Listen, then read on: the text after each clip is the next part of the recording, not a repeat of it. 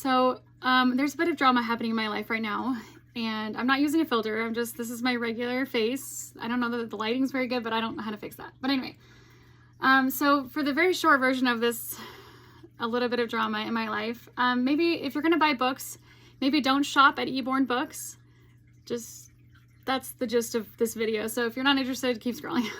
So let me back up a second. So I buy books all the time. I buy them on eBay, Amazon. A lot of times they're used. They're usually not new. A lot of times they're out of print. Anyway, so I purchased a book on Eborn Books, and I quickly forgot about it. Like, I bought it, and then life went on, and that was weeks ago. Anyway, but there was no email that said like, oh, this is your order coming, or this is the status of the order. There was nothing like that. So I had 100% forgot about it. Anyway, so I got an email right before Thanksgiving. I'm just going to read through these emails, and I will confess that I could have done better on my part too. I'm not going to say that I'm perfect. I'm absolutely not. I just want to share this interaction with you.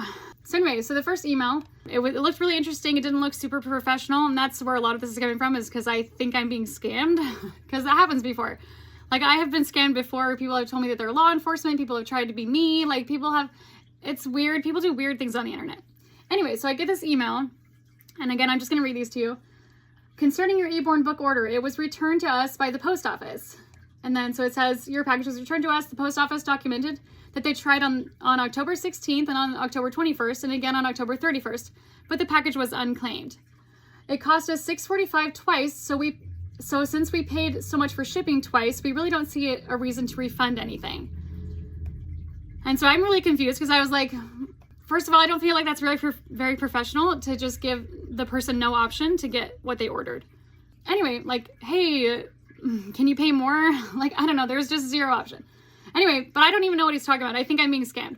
So I say, what book are you even talking about? And he says, you purchased a book from our website. If you didn't, someone ordered it sent to you. And this has happened to me before too. I've had people send me, listeners, people who like my content, they'll send me boxes and packages of books, like books that from themselves, or they'll order books for me. Like, it just happens. Like, and I was like, okay, maybe that's what's happening. But again, I ask, what book? Because I have no idea. And he says, it appears to be a book that trashes the Mormon founder, Joseph Smith. And I say, you sound very much like a scam. Have a nice day. Because in my mind, that response is not from somebody who is coming from a place where they want to sell books. Like, just weird. Anyway, so he says, and I just accused him of being a scam. So he says, here's a picture of the package. If it was a scam, it was on us, not you. We wasted money shipping this out. You also have a nice day. And then he sends me this picture that's my address, but it's a 2-year-old. It's a 2-year-old address, so it's not even updated. And I've had a lot of people send me packages there, because that's where I started analyzing Mormonism. And I said, okay, that's a very old address. And he says, if you didn't order it, someone must have ordered it for you. Anyway, sorry to bother you. And I was like, okay, that's fine. I said, maybe let the buyer know it wasn't me, because first of all, I have no idea what I'm saying no to, because I don't know what book he's talking about. Anyway, just some anti-Mormon book. Anyway, so I still don't remember making this purchase. And then I was thinking about it. I said, why do you have my email address if I didn't purchase the book? Because I'm thinking, like, maybe I actually did order this book, and maybe I'm the one that did it. And he says, whoever ordered it plugged in your address and email. There's no other information. Okay, that's fine. And no name on the buyer. That makes no sense. How was it purchased? And he says it was sent via Venmo through PayPal. And so what I do is I check through... before this, I start to check through my Venmo to see, like, oh, maybe it was actually me who made this purchase. So I just started looking in October, the early October. Anyway, but I still don't know what book it is. So I said, if I wanted the book, which you still have not given me a title for, would an updated address help? And he says, I had to pay for the shipping twice. I will not ship it a third time. Again, this bookseller is not giving me any option to actually receive the book that I purchased.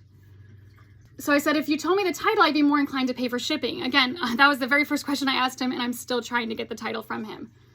He says, finally, he answers the question. He says, Tanner, Gerald, and Sandra, Joseph Smith's 1826 trial.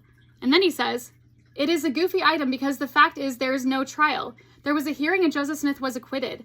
The Tanners lie that there was a trial and even say he was convicted. The Tanners were vehement anti-Mormons who would say anything to criticize Joseph Smith. But he says, but obviously it's your decision if you want it. So I guess now he's giving me the option. So I respond, and this is how I still feel. You sound very much like someone who is not interested in selling books. Also, maybe if you read the book, you'd learn more. Because I don't want to get into this, but there's 3 accounts that say that he was in this trial, and one of them gives a verdict, which would mean that it's not a hearing, it's a trial. So anyway, that's neither here nor there. I'm just discussing this, the unprofessionalism of this book company. Anyway, he says, I have read the book. I've read all the books by the Tanners. They are deceivers. I have fact-checked their work, and they are liars. You sound like you really did order this book. Do you want it shipped or not? If you don't take it, I guarantee someone else will. I've sold their crap long enough to know that.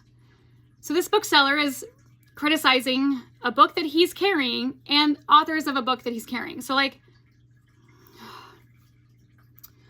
so I say, now that you finally told me the name of the book, yes, I do recall purchasing it 6 weeks ago. I spent $15 on it, and for you to not give me any options of obtaining it is unprofessional. In fact, every email you have sent is very unprofessional. Are you in the business of selling books or criticizing people who want to study? I moved locations 2 years ago. I have no email for your company confirming the purchase and therefore no way to update my address.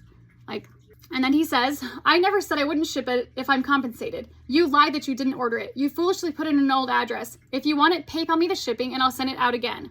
I've been in the business of selling books for over 30 years, and you're one of the strangest customers I've ever had. So now he's insulting me.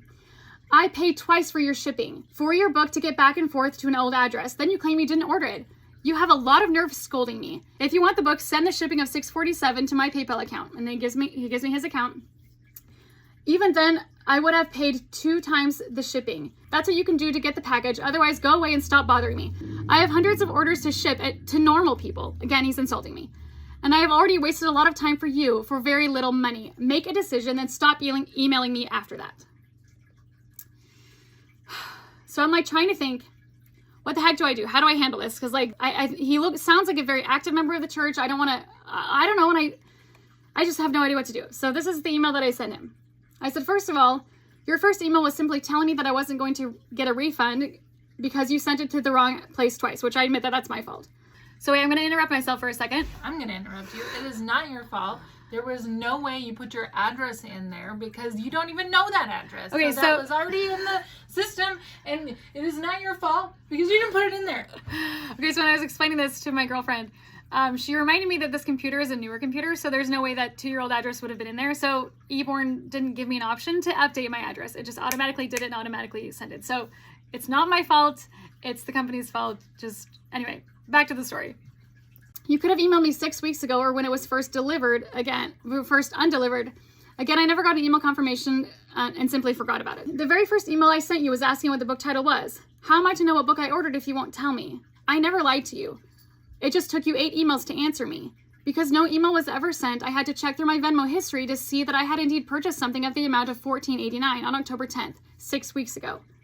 Personally, I have a website and run a podcast and other social media outlets where I am frequently scammed. I also help run a publishing company. Nothing about your email exchanges seems legit. Also, it was a Hotmail account, and that really threw me off because, we have a publishing company, and the ad sign is, Adina Publishers. Anyway, so it really did not look real, but it's real.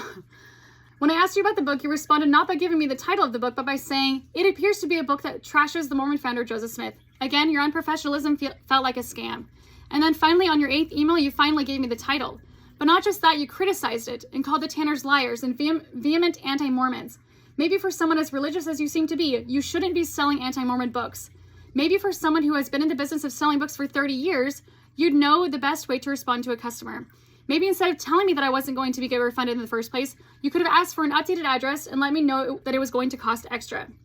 And then I gave him my updated address. And then I said, I sent you $20. I don't expect to ever do business with you again. And then he responds by saying, you just make stuff up as you go along, don't you? No wonder you wanted a deceitful book like that. I did not mail it to the wrong address. You put in the wrong address. I shipped it to the exact location that you provided. And there's an exclamation point. I couldn't email you 6 weeks ago. I just got it back and had to pay the return shipping, and then I immediately contacted you. Don't say you didn't lie. You told me you never ordered it. I'm sick of this. Unless I get paid for the third cost of shipping, I will not mail it out. I guess you're perfectly fine with paying me 3 times to ship your book. I'm not even going to finish reading your rant because I already responded to the first parts that are nonsense. So I responded again because he clearly didn't read anything that I wrote. I just sent you $20. That's twice the amount of the book. I already spent $15 on it, which is the price of the book plus the shipping of the first time. And that was the end of our email, of my emailing him. He emailed me back, and it was just an email confirmation that said your package has been shipped. That's all it was. It was just a tracking number and everything, which is what I expected before. And I would have known right away that that was not the right address. Anyway, so that happened, and then my PayPal kicked back, and it said that he refunded me $10. So the 20 that I gave him, he kept half, so that's fine.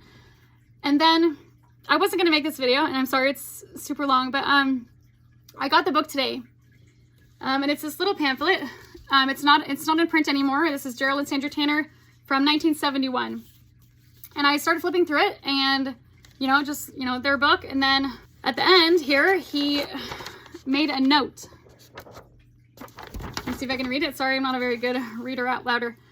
What an absolute lie. It was a hearing, not a trial, and he was released with no penalty of any, I can't read that word, any something. It was just Joseph's enemies out to get him, just like the Tanners still do. And they're all exclamation points.